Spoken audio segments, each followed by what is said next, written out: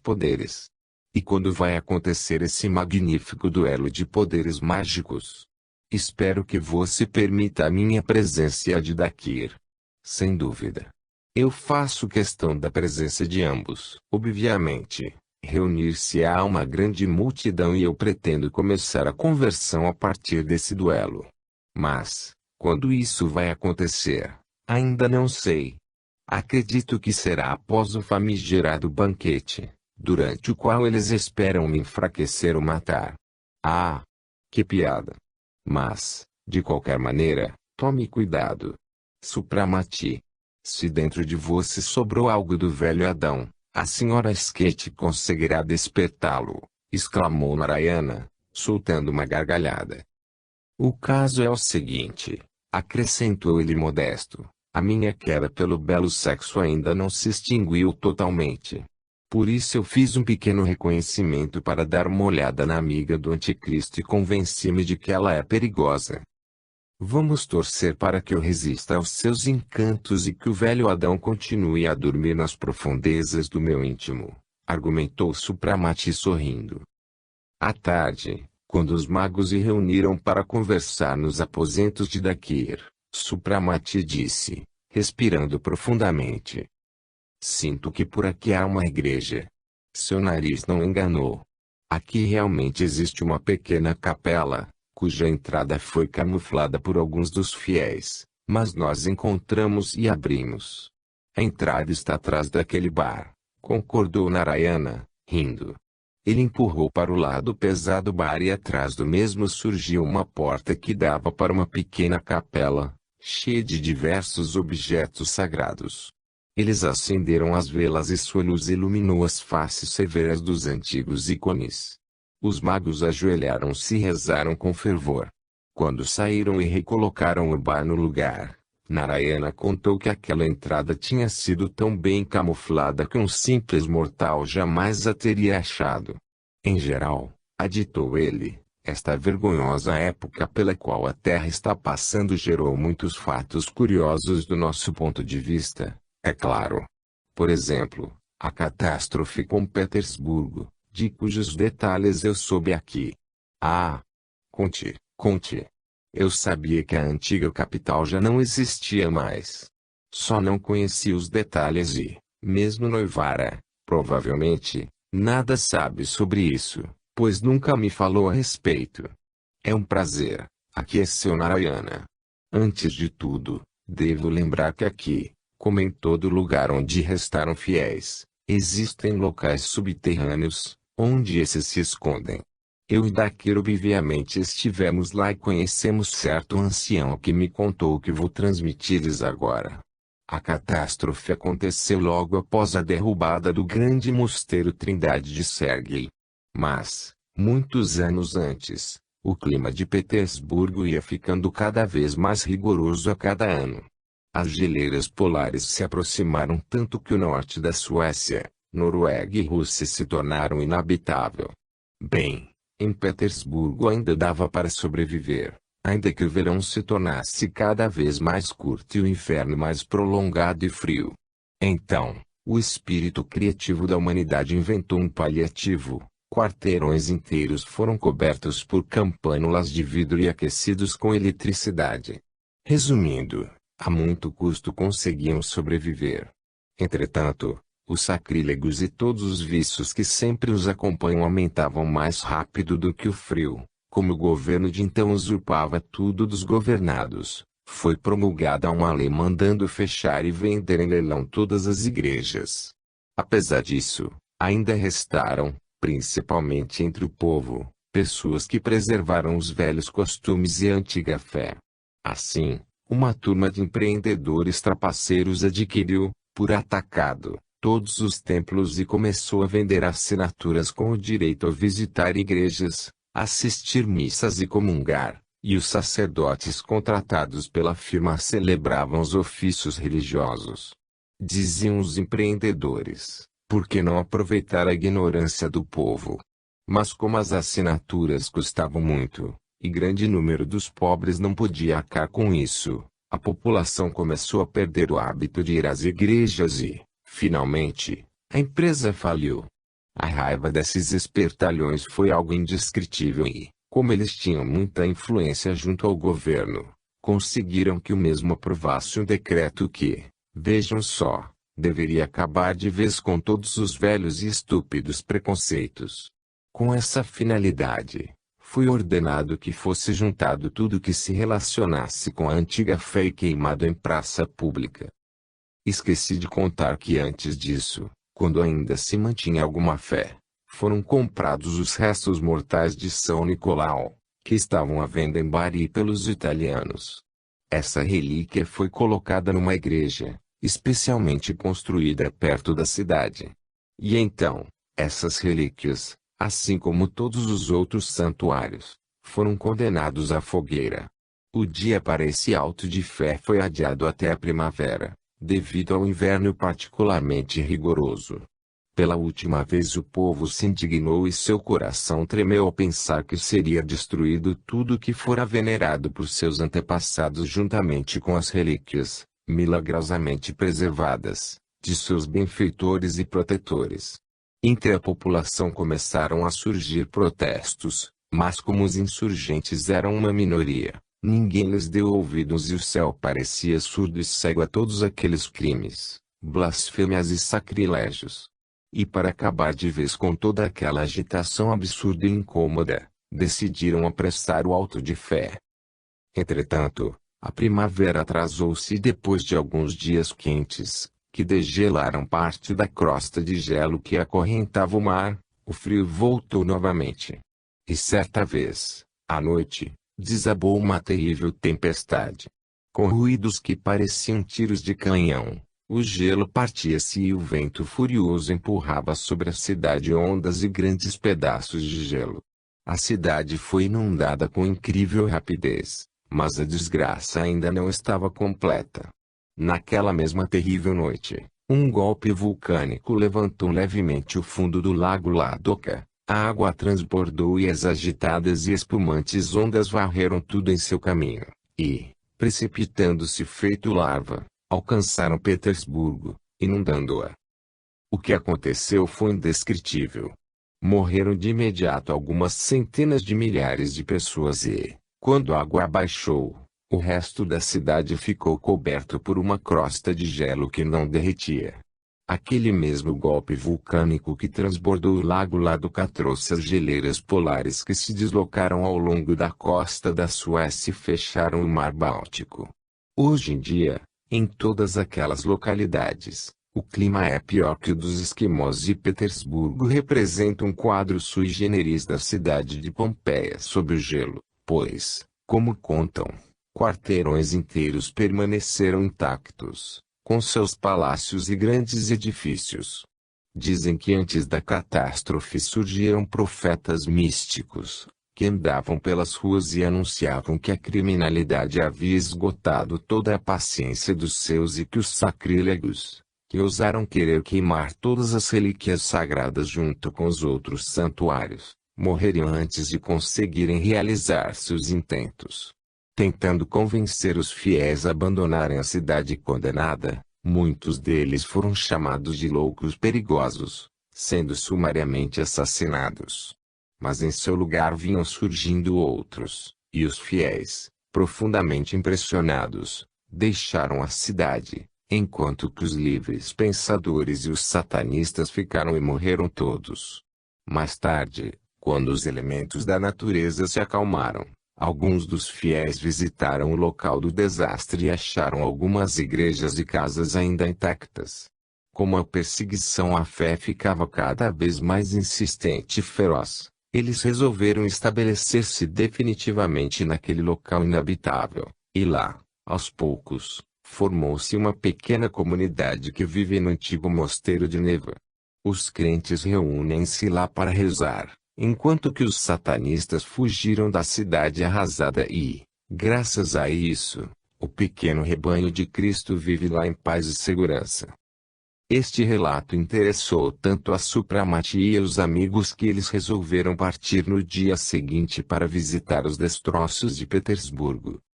À medida que se aproximavam da cidade morta, o frio aumentava e o quadro da desolação causava profunda tristeza.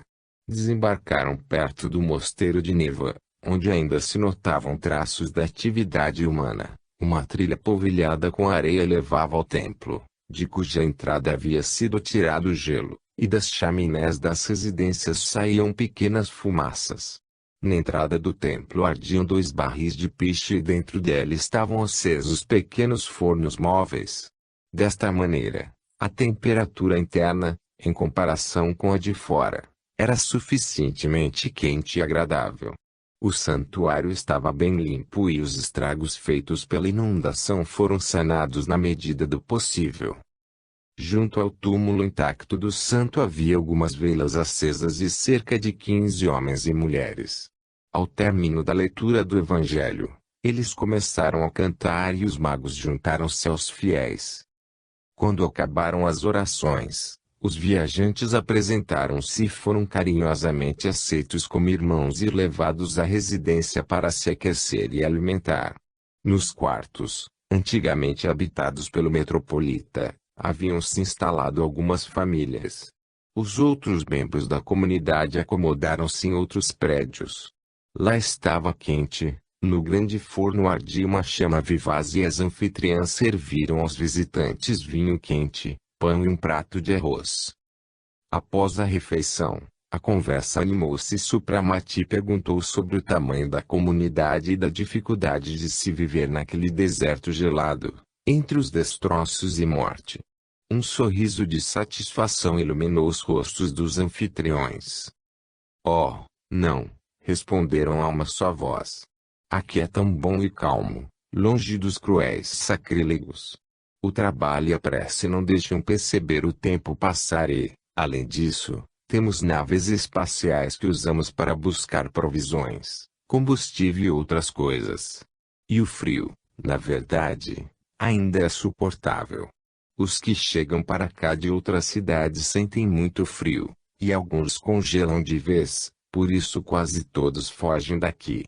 Nós e os outros moradores não sofremos com o frio e estamos bem.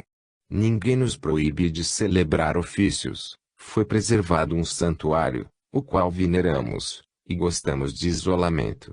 Desistimos da vida mundana e nos consideramos mais felizes do que todos os milionários com seus palácios. Mas há previsões de uma grande fome. Como vocês irão sobreviver? Questionou Dakir curioso. A chama do Senhor arde dentro de nós e vai nos apoiar, replicou inabalável fé um dos anciãos. Depois desta conversa os magos deliberaram entre si e, em seguida, Supramati perguntou se junto aos limites da comunidade não haveria algum jardim ou pedaço de terra qualquer que tivesse sido antes um jardim ou uma horta. Como não?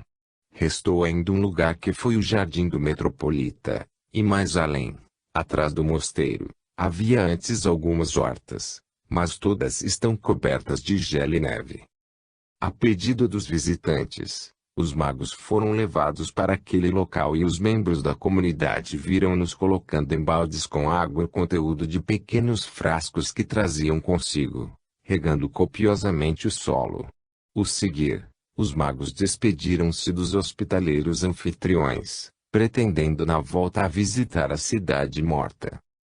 A nave espacial passava em silêncio ao longo da rua que fora outrora a principal artéria da antiga capital. A visão era sombria e desoladora. Em alguns lugares, o lixo e os destroços das casas desmoronadas acumulavam-se nas ruas, deixando-as intransitáveis. Outros prédios estavam destelhados e pareciam balançar, mas também havia esqueletos ou corpos aparentemente intactos, que pareciam fazer caretas sob a camada de gelo. Onde quer que fosse o quadro era quase o mesmo. Os magos dirigiram sua nave para cima e, profundamente abalados, deixaram a cidade criminosa pela ira divina. Uma agradável surpresa aguardava os ermitões da Pompeia glacial. À noite, após a despedida dos magos, a neve e o gelo que cobriam o jardim e as hortas desapareceram sem deixar vestígios. Após alguns dias, começou a brotar uma farta e fresca vegetação e algumas semanas depois as árvores reviveram, esticando ao céu seus ramos viçosos, cobrindo-se em seguida com frutos. Por todo lugar desabrocharam flores e nas hortas amadureciam legumes. Esse cantinho do paraíso vicejava, florescia e exalava aromas agradáveis apesar dos ventos gelados e do deserto glacial em sua volta. Sem acreditar no que viam, os habitantes deliciavam-se com a visão do milagre e, por dentro, começaram a acreditar que foram visitados por santos, ou talvez anjos, enviados do alto para diminuir seu fardo e recompensá-los pela fé em Deus. A visita à cidade morta causou nos magos uma profunda impressão. Antes de deixar Moscou, Supramati desejou visitar as cavernas subterrâneas, onde se escondiam os fiéis. Certa noite, eles desceram até as galerias subterrâneas que se encontravam sob um dos antigos mosteiros. A população ali era pequena, porém diferente. Numa pequena capela estava sendo celebrada a missa da tarde, oficiada com seriedade e concentração por alguns velhos sacerdotes em trajes brancos. Debilitados pelo jejum e pela vida de ascetismo, seus rostos eram de palidez transparente e os olhos do mago captaram uma luz azulada que emanava deles e uma fulgente aura que envolvia suas cabeças. Absorvida pela profunda prece, a multidão de fiéis ajoelhados também transpirava radiações puras, que como nuvem dourada, pairavam sob a abóbada. Todas as pessoas ali reunidas eram de outro mundo, suas almas abriam caminho para o céu, no qual eles acreditavam. Os magos e Nivara ficaram de joelhos, fundindo-se em uma única prece com os fiéis e seus olhos vagavam perturbadamente por este abrigo de fé banida. Ao longo das paredes estavam os túmulos dos santos e cada um deles parecia um lume emitindo feixes de luz dourada. No momento solene, quando o sacerdote saiu do altar trazendo a Eucaristia, um profundo silêncio apoderou-se do ambiente. Subitamente, a caverna iluminou-se com uma fantástica luz e sob a abóbada soou um canto celestial, um poderoso cântico de fé, e no ar pairavam imagens claras e transparentes como uma névoa alva. Nesse instante, sobre o cálice envolto em feixes de luz ofuscantes surgiu a cabeça de Cristo com a coroa de espinhos. O rosto divino possuía uma expressão de profunda tristeza. Instantes depois, a visão começou a desvanecer-se e somente o cálice continuava a arder uma chama dourada que desapareceu em seguida para o interior do sagrado recipiente. Uma fervorosa prece de agradecimento elevou-se dos corações dos magos e dos presentes. Todos se sentiam felizes como nunca, por ainda restarem lugares na terra onde o Senhor revelava sua misericórdia e onde ainda não havia se rompido o contato entre o Criador e sua obra. Após a missa, os magos conheceram os fiéis e visitaram a cidade subterrânea. Narayana apresentou a Supramati o ancião, citado anteriormente, o qual convidou o mago à sua cela, um minúsculo quarto com uma mesa, cadeira, cama e uma imagem da Mãe de Deus. Oferecendo ao visitante a única cadeira, ele começou a indagar de Supramati sobre o que estava acontecendo no mundo do qual ele se afastara totalmente. A aproximação do fim do mundo não o surpreendeu nem um pouco, e ele, por sua vez, contou que em Moscou aconteciam coisas estranhas, que indicavam que o céu estava finalmente farto dos delitos praticados na terra pela humanidade decadente. Assim, um de seus parentes, que vivia na cidade, contou-lhe que na data em que outrora se comemorava a Páscoa, os demônios ficavam totalmente alucinados e entre os satanistas aconteciam muitos assassinatos suspeitos e casos de mortes repentinas.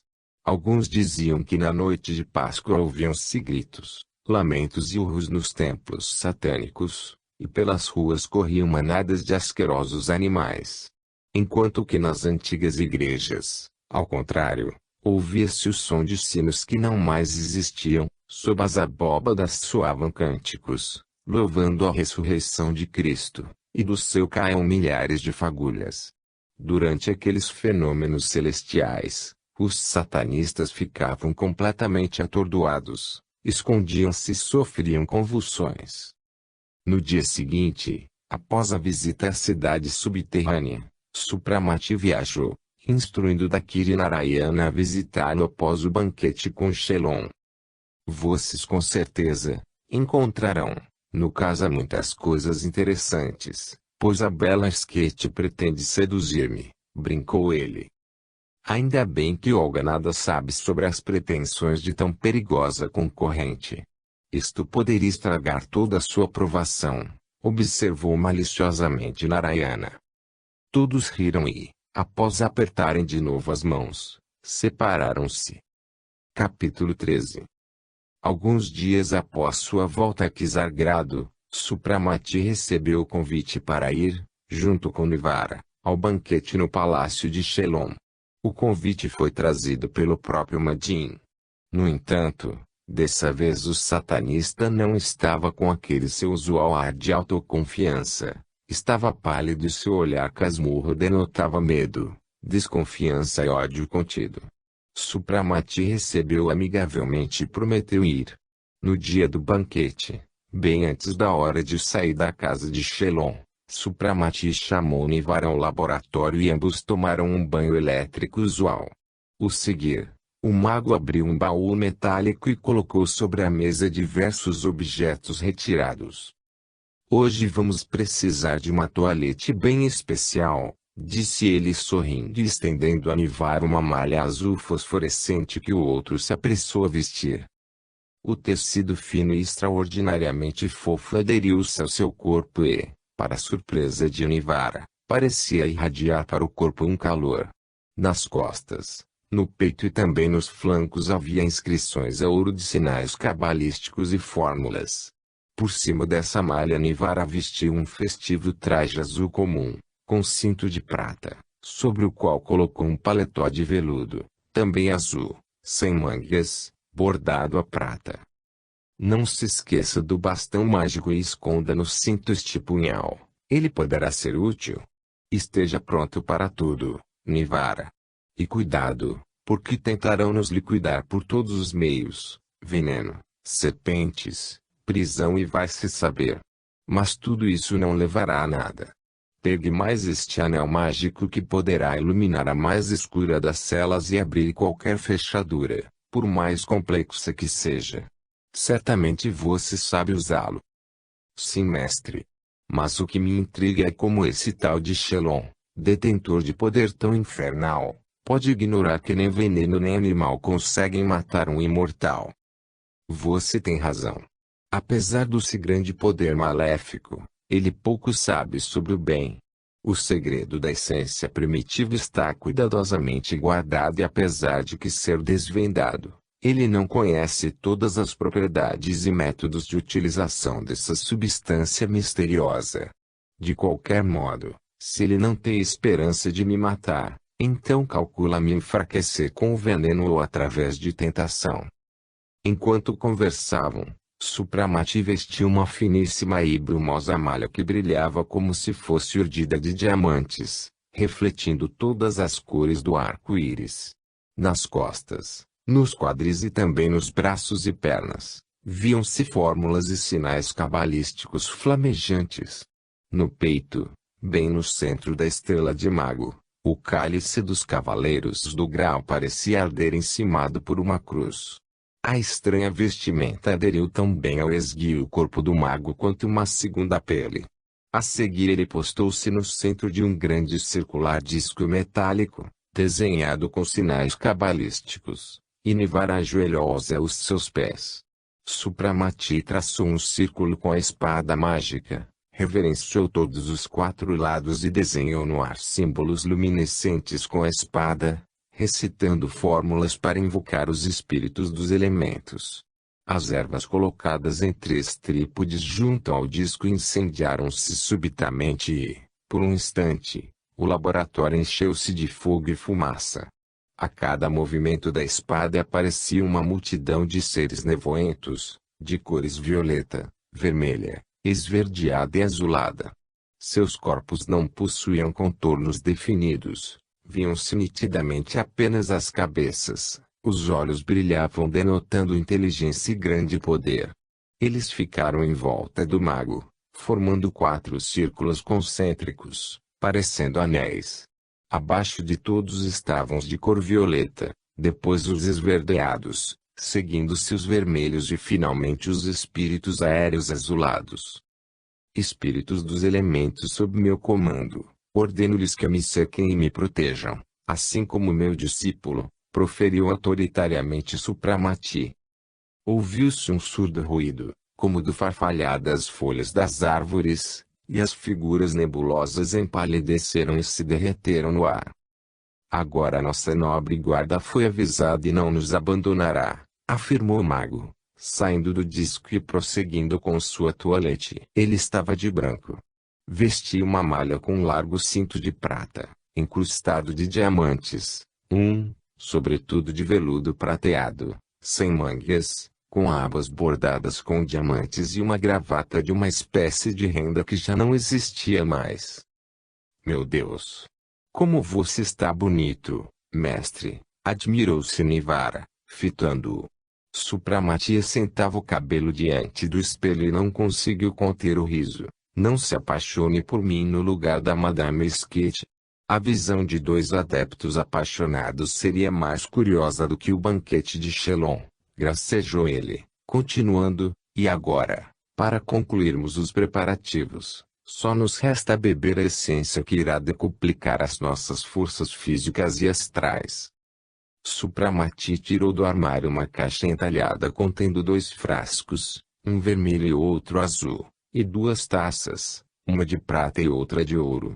Encheu a taça de prata com o conteúdo do frasco vermelho, um líquido vermelho, denso, fumegante e parecido com sangue fresco. Esta é para você, e ofereceu a taça a Nivara que esvaziou de um único gole. E esta é para mim. Encheu a outra taça com um líquido azulado e fosforescente. Ufa! Agora estou me sentindo capaz de arrancar um carvalho com raiz e tudo, exclamou Nivara, inspirando o ar profundamente.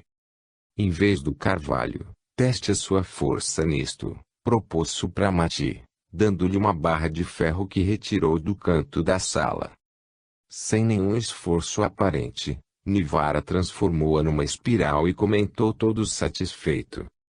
É nada mal, mas eu teria maior prazer em fazer uma espiral do próprio Shelon.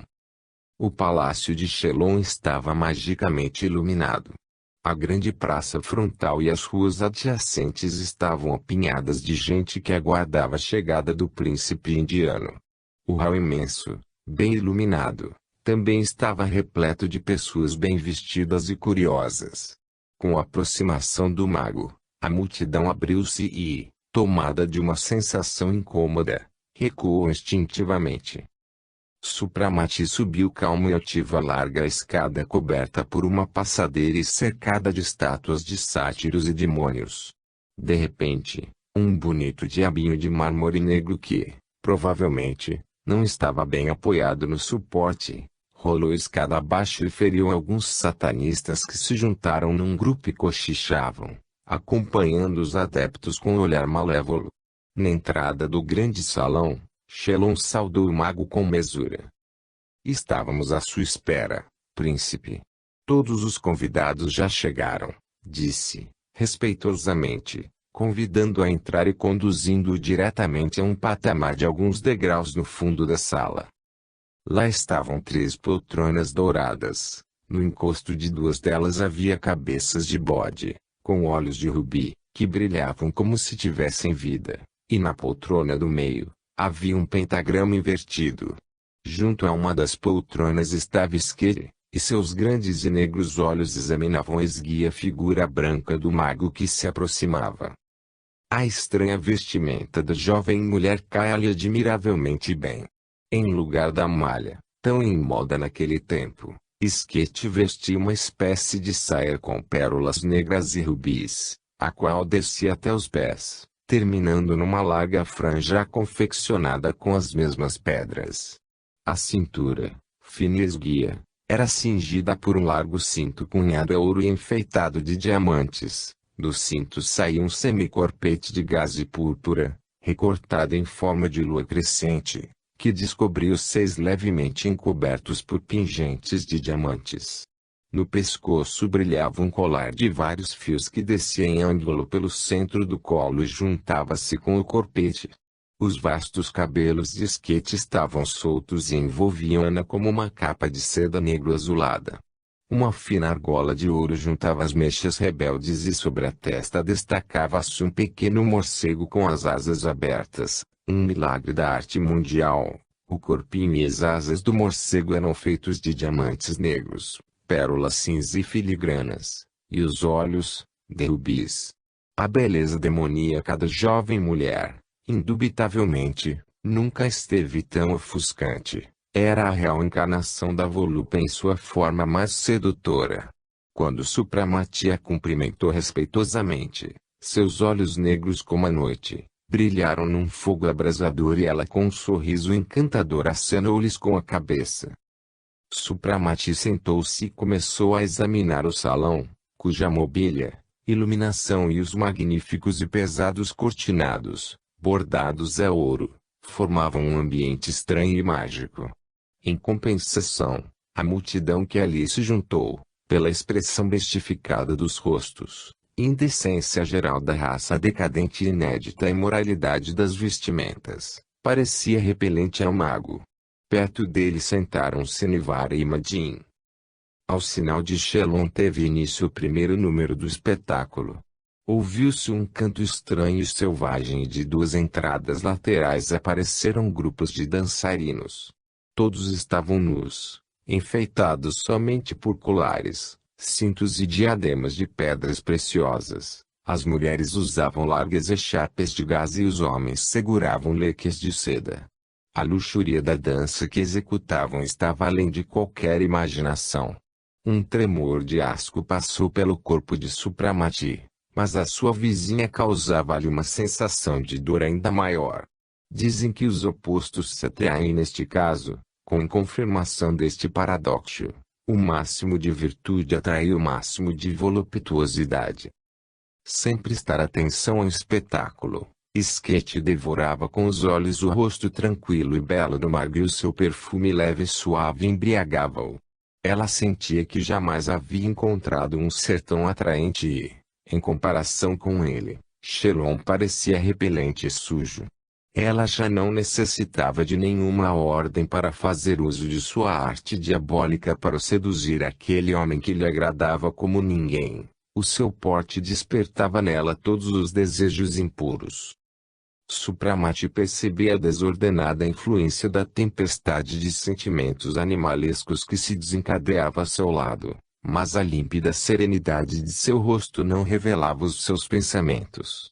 Para ele era até divertido observar o temor de Skate, tentando esconder de Shelon a comparação que fazia entre ambos, receando, provavelmente, algum impiedoso castigo como consequência. O olhar soturno do terrível anfitrião passava por ele, tentando adivinhar a impressão que o convidado tinha do espetáculo e dos olhares ardentes da vizinha. As danças exaltaram os ânimos dos convidados, sussurros apaixonados, risos e gritos histéricos soavam de diferentes partes do salão, os rostos enrubesceram e os olhos brilharam. Quando os dançarinos saíram, diante do patamar foi estendido um grande tapete e entrou um homem de meia idade, vestido de negro, tendo sobre a cabeça um lenço comprido em forma de turbante. Parando no centro do tapete, dois homens colocaram diante dele um instrumento parecido com uma harpa de diferente fabricação. Ele começou a tocar, acompanhando uma estranha canção, com modulações vibrantes e estridentes como silvos cortando o ar. Aos poucos, tudo ficou envolto por uma névoa avermelhada. De chofre, ouviu-se um silvo, acompanhado de um estalido e, de todos os lados, surgiram serpentes de diferentes tamanhos, arrastando-se entre as fileiras dos convidados assustados. Mas as víboras não prestavam nenhuma atenção à confusão formada, dirigindo-se direto para o tapete, onde cercaram o músico e, levantando-se sobre a cauda, começaram uma característica e terrível dança. Seus olhos brilhavam com luz fosforescente e das bocas abertas gotejava uma espuma esverdeada. A excitação dos répteis era excessiva. Mas o vapor que pairava no ar condensou-se rapidamente e despejou sobre o tapete outra quantidade numerosa de cobras. As que apareceram primeiro, ao verem as recém-chegadas, enfureceram-se e atacaram-nas. Os corpos delgados enroscavam-se, suas línguas pontiagudas surgiam e desapareciam. Nesse instante, aconteceu algo horripilante. As cabeças das cobras que apareceram do ar transformaram-se em cabeças humanas e começaram a assobiar a melodia dilacerante que se fundia com o assobio estridente das cobras terrenas. A seguir, alguns homens arrastaram até lá um rapaz e uma moça aterrorizados, jogando-os no monte de víboras. Os répteis se desenroscaram rapidamente e atacaram as presas ofertadas. Neste momento, Supramati levantou a mão. Do seu anel mágico ao virar a pedra para cima, saíram feixes de fagulhas, e encantamentos curtos pronunciados com voz sonora, encobriram o ruído existente no salão. As víboras caíram por terra como se fulminadas por um raio, ficando imobilizadas por alguns instantes. Ato contínuo, as duas espécies de répteis partiram em ataque ao estupefato feiticeiro, derrubaram-no e começaram a sugar-lhe o sangue, ao contrário das cobras terrenas, que se arrastaram para fora do tapete e se dirigiram para Supramati. À frente vinha uma enorme serpente de escamas esverdeada que, ao aproximar-se do patamar, se empinou sobre a cauda e colocou aos pés do mago uma reluzente pedra azulada que trazia na boca. Este fez com a mão um gesto amigável e, a meia voz, pronunciou algumas palavras estranhas, aparentemente entendidas pelo animal que começou a se arrastar de volta, dando um assobio estrídulo. As outras cobras, como se estivessem obedecendo a este sinal, voltaram e dispersando-se para todos os lados, desapareceram. Neste ínterim, sobre o tapete surgiu um redemoinho de fumaça. Em seguida, um surdo ruído de vento ouviu-se no salão e tudo silenciou. No chão estava caído o cadáver do feiticeiro e as suas duas vítimas haviam desaparecido. Tudo isso, que levaria muito tempo para descrever, aconteceu em poucos minutos e toda a massa de convidados emudeceu apavorada. O próprio anfitrião estava atônito e se sufocava de ódio. Somente Skate olhava para Supramati com apaixonada admiração. Não fica bem, príncipe, alterar a ordem da casa de outra em truques fora da programação, pronunciou Shelon, com voz rouca, um minuto após, com os olhos brilhando raivosamente. Desculpe, Sr. Shelon, eu não me permitiria interromper isso. Se todos os participantes do espetáculo fossem seus súditos, mas considero minha obrigação defender os membros do meu rebanho sempre e em qualquer lugar, refutou Supramati com a sua soberba tranquilidade. Shelon mordeu os lábios, mas, dominando-se, retrucou com desprezo. Sob este ponto de vista, você tem razão, e por isso, príncipe, vamos continuar com a programação da festividade e ouvir o concerto que preparei em sua homenagem. Enquanto dialogavam, o tapete e o cadáver tinham sido rapidamente removidos e o lugar foi ocupado por uma orquestra de 60 músicos e 20 cantores. Os músicos traziam violinos, violoncelos e algumas flautas. Todos eram repugnantes e seus rostos traziam as marcas de todos os vícios e paixões animalescas. Você está vendo diante de si uma orquestra arcaica, já que semelhantes instrumentos foram há muito tempo descartados pela nossa arte musical. Mas como vocês imortais contam os séculos como as pessoas contam os anos, pensei em agradá-los com um concerto à moda antiga. Revelou Shelon e o seu frio e irônico olhar fixou-se nos olhos azuis do mago. Este em sinal de concordância anuiu somente com um aceno de cabeça, pois, naquele momento, os cantores entoaram uma canção beacante, ao final da qual a orquestra iniciou a sua música realmente infernal. Soube-se que as cordas dos instrumentos foram feitas de intestinos humanos, mais exatamente de mulheres e crianças torturadas com a máxima crueldade até a morte. Até mesmo a inabalável e blindada alma de Supramati estremeceu ao ouvir os sons e deparar com a visão espiritual que se abriu diante dele. Lá, entre nuvens de névoa avermelhada, giravam em remoinho os corpos esguios das larvas e diversas criaturas, com olhos cobiçosos e lábios sangrentos, e, no meio deles, em impotente indignação, contorciam-se os corpos das vítimas martirizadas. A música infernal continuava, os sons gemiam, berravam e choravam. Nessas terríveis, mas expressivas melodias, executadas sem dúvida, por grandes artistas, ouvia-se toda a gama de sofrimentos humanos, desde a furiosa blasfêmia até o soturno desespero do impasse. Nivara atingiu-se de uma palidez cadavérica. Da sua testa escorria suor e até o límpido e sereno olhar de Supramati ficou sombrio. Realmente, tudo o que estava acontecendo ficava cada vez mais repulsivo e revoltante. Os animais servos serviram aos convidados taças cheias de sangue fresco. Também Shelon e Skate esvaziaram prazerosamente as taças com a bebida medonha, inspirando gulosamente os miasmas contaminados que enchiam o ar, e deixando-se penetrar pelos embriagantes aromas destinados a excitar os sentimentos eróticos. No salão, começou então a elevar-se um vapor avermelhado.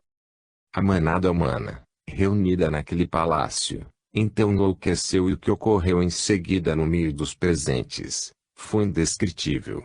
Os olhos ardentes de desejo animalesco também estavam voltados para o patamar. Supramati provocava desejos luxuriosos e os seres decadentes, que se sujeitavam a todas as formas de lascívia, não entendiam como podia ele ficar impassível entre tantas tentações da carne. Um homem bonito e além do mais jovem, a encarnação da força viril e de exuberante saúde. Também causava surpresa o fato de Skate e Shelon, que habitualmente participavam de todos os eventos da orgia, permaneciam apenas como espectadores.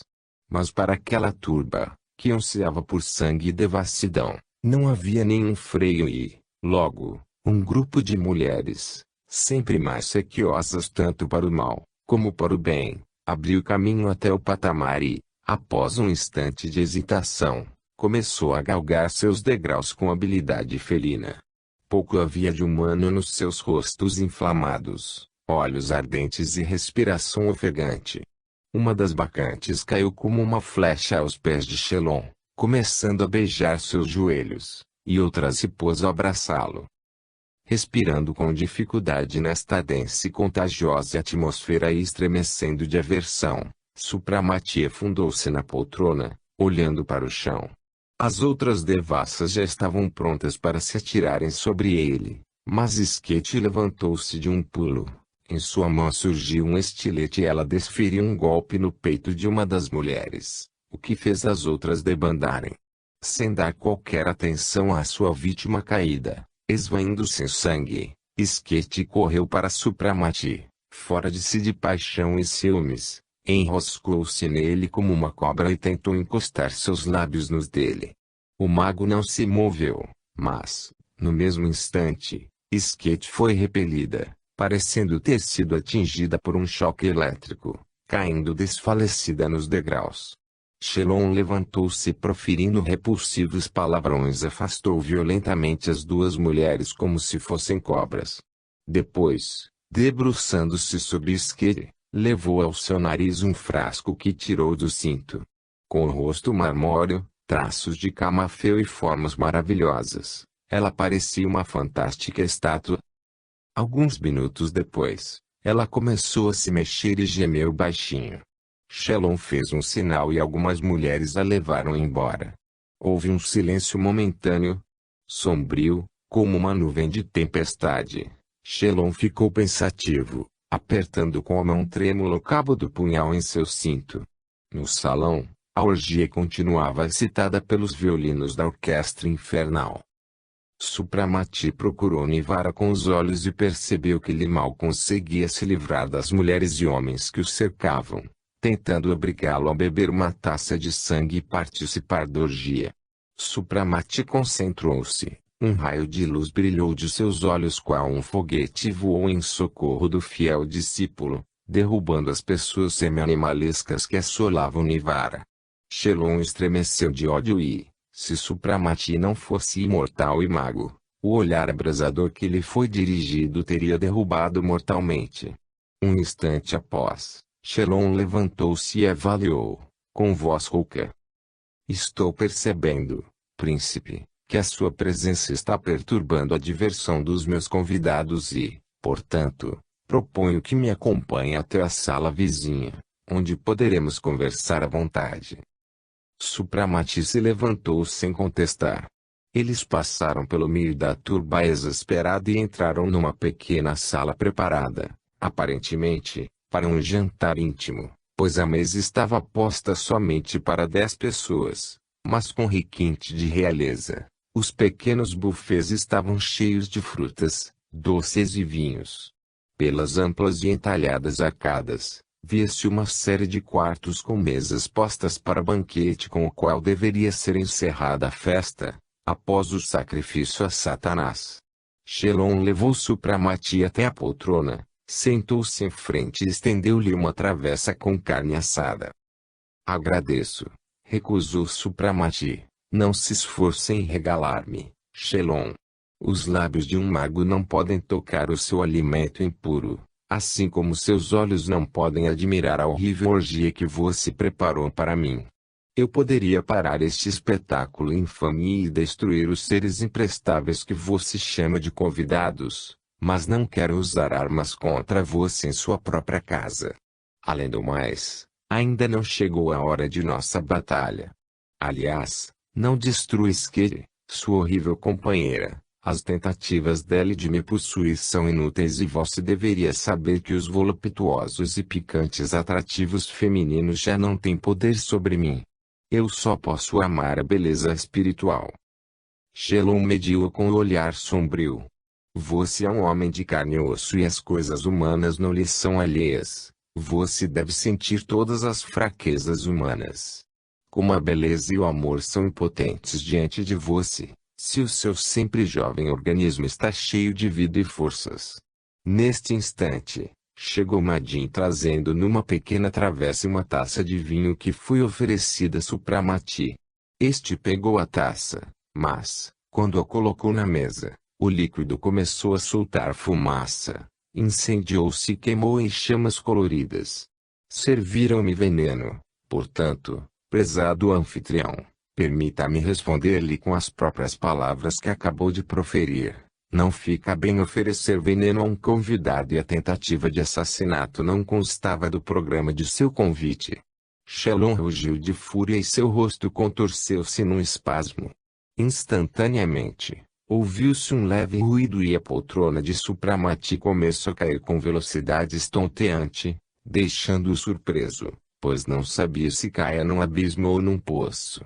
Quando a queda parou, Supramati deu-se conta de que estava numa ampla sala circular, fracamente iluminada por lâmpadas vermelhas.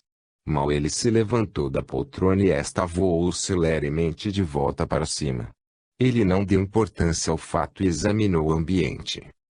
No meio da sala havia somente um sofá, uma poltrona e uma mesa sobre a qual estava colocada uma grande bacia de prata com sangue. Nas paredes, em 12 nichos apareciam estátuas de demônios em poses indecorosas, enquanto que nos suportes queimavam ervas, exalando um odor cáustico e pesado que provocava um frenesi erótico. Por todos os cantos, viam-se caras repelentes de larvas materializadas, lisas, inchadas de sangue consumido, tomadas de paixão animalesca e prontas para atacarem o mago, somente sendo contidas pelos espíritos dos elementos. Estes, entretanto, estavam muito debilitados pelas emanações contagiosas da casa e, não obstante, lutavam bravamente. Supramati, aliás, também se defendia por conta própria. Com a sua poderosa vontade, que poderia deslocar rochas de granito, ele esvaziou prontamente os nichos jogando ao chão as estátuas que se quebraram em pedacinhos. Em seguida, Da sua mão levantada surgiram labaredas de fogo que eliminaram o sangue na bacia e apagaram as trípodes com as ervas. Por fim, uma chuva de faíscas caiu sobre as larvas, fazendo-as gritar e gemer, e derreteu-as rapidamente. O sangue consumido saía de suas entranhas num vapor vermelho de cheiro nauseabundo. Finalmente, elas desapareceram, como se houvessem entrado na parede, e, por alguns minutos, o subterrâneo ficou em completo silêncio. Mas Supramati sabia que isso era somente uma pequena trégua. Uma porta oculta na parede abriu-se silenciosamente e surgiu Skiri, a última tentação do mago. Estava nua e somente a exuberante juba de cabelos negros cobria como um manto. Ela parou a 2 passos de Supramati, devorando com os olhos. Seu corpo, de formas magníficas, tremia de paixão. Infeliz, o que você quer de mim? Tome cuidado ao se aproximar, pois a minha pura chama interior poderá queimar o seu corpo envenenado por vícios, pronunciou severamente Supramati.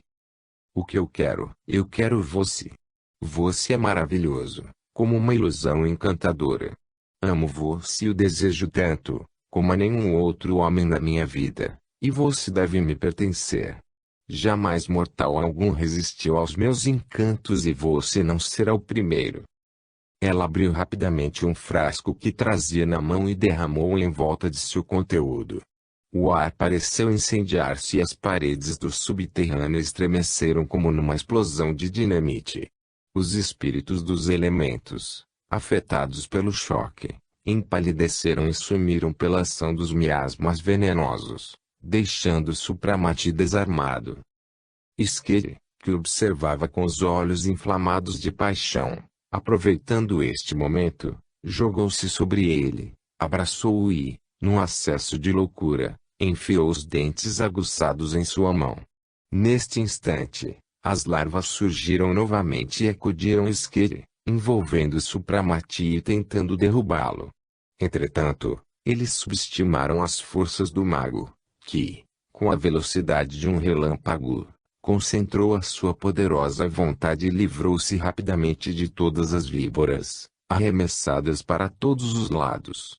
Levantando as mãos, Supramati pronunciou um encantamento, e Skiri, que se agarrava a ele, foi levantada no ar e caiu sobre as lajotas. Neste átimo, Supramati estava maravilhoso e terrível.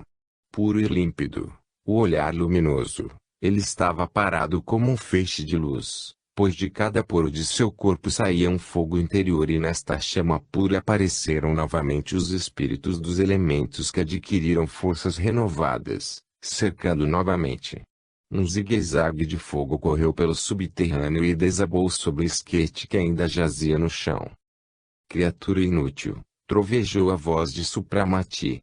Como castigo pela sua ousadia, você ficará cega e muda até o dia em que desejar por si própria ver a luz da verdade e do arrependimento. E nenhum senhor do inferno poderá lhe devolver a visão e a palavra. Um instante depois, o ribombar do trovão sacudiu o prédio. Uma lufada de vento agitado passou pelo subterrâneo, levado pelos espíritos dos elementos. Supramati elevou-se para a superfície, e após alguns minutos já estava em seu laboratório. Um pouco mais tarde chegou Nivara, descorado, com hematomas por todo o corpo e roupa rasgada, mas com ar triunfante. "Oh, mestre!" exclamou. "Agora já posso dizer que escapei do inferno. Só uma coisa me preocupa, parece-me que acabei com os 20 satanistas, enfim. Não calculei direito e os choques elétricos foram muito fortes." Você agiu no seu direito de legítima defesa.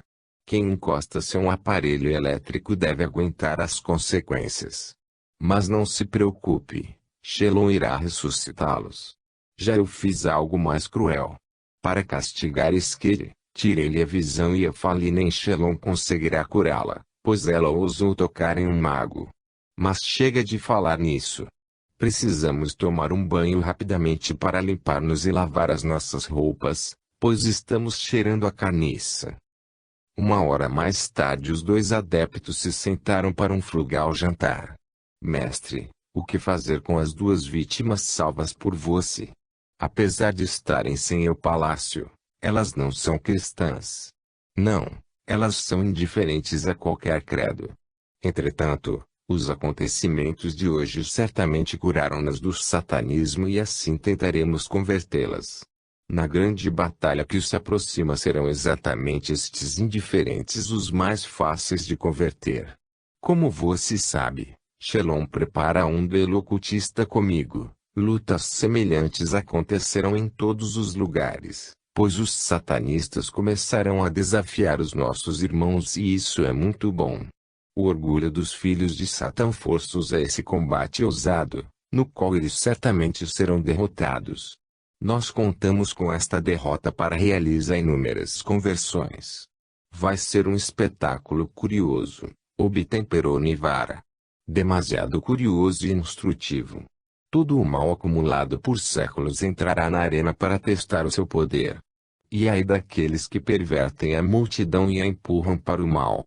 Eles estarão todos reunidos aqui e o seu primeiro castigo será o aniquilamento total do seu orgulho diante do poder do Criador e a revelação de toda a fraqueza do seu suposto poder. Cegos. Eles imaginam que todo o interesse do universo está concentrado nesta partícula que vagueia entre bilhões de partículas semelhantes e gigantes planetários deste infinito, onde todos saúdam a glória e a sabedoria do Criador. Se eles pudessem perceber toda a sua insignificância e como são extremamente ridículas as suas tempestades numa gota d'água, então eles se sentiriam envergonhados e com pena de si próprios.